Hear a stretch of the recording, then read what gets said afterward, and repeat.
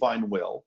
When we talk about the will of Christ, Christian orthodoxy maintains that Christ has two wills.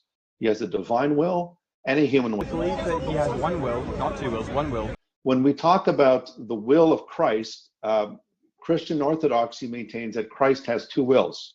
He has a divine will and a human will. What I'm saying is, in the person of Jesus of Nazareth, there was a divine will and a human will. There is no doubt about that. No, he has one will, not two wills. Which one will? Is he fully human? Doesn't make sense. He is fully human. So fully human means he has a human will. That's right. And fully divine means he has a divine will. So does the divine will interact with the human will, and do they know that the human will doesn't... No, he has one will, not two wills. Which will? One will. The human will know that he's got the divine presence within him. Yeah, I believe... And do they talk to each other? I believe that he has one will, not two wills, one will. One will that is He's not fully human. Sorry? Because if you're fully human, you have all the human qualities. He has a will that's in perfect accord with the Father. And that is. So he has a will. Yes. So does this human will worship the divine will, or the divine being within him? The Son worships the Father, but the Son. But in answer to your question, no. Does the human Jesus worship the divine Jesus? No, the one is the same person, and you're really demonstrating your ignorance of Christian theology on this point, because this is orthodox. But I need to get going. But I'll... Jonathan, because he's fully human has a fully human will, because otherwise he's not a human, he's a half human. So as a human being, he has a divine... No, he has Jesus. One will, not two wills. Which will? One will. The human or the divine? Both. They come together in one person. So this is both will. Yeah. So when you have the both will together... You're setting up a false dichotomy here. Because if you're fully human, you have... It's a man with a will that is given to him by God. It's one will.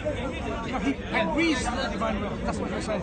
Congruent. It's congruent so the human will with the will of the Father is what I said. So the human will of Jesus is agreeing with the divine will of Jesus, the second member of the Trinity. Again, this is what happened last time. I give you responses and you keep asking the same questions, and this is why I get tired of talking. The reason why I know this is, I know you believe Jesus has one nature. But when you say Jesus is fully human and fully God, and then you say he has one will, then he is not fully human or fully God either. Because fully human means he has the human will. It's two. It's Orthodox Christianity says he has two. So because... But Jesus' human will did not, in Gethsemane, where he was deeply grieved, he says to God, let this cup pass from me. Yet, not what I want, but what you want. Exactly. His will, as Jesus, it doesn't make this distinction that you're making, but even if we allow for your distinction, which is not biblical, it doesn't say that, we have a human will which is grieved and doesn't want it, but is subordinating his will to another's will. So there you have two wills, right? You have the divine will. So I and agree the human that will. that is the theory in the Catholic Church. But that's not... The wills are not following the same. You have one who is subordinating but doesn't want it. My basic case in my book, How Jesus Became God, and that I presented last night, is as follows. I don't think that Jesus himself called himself God during his public ministry.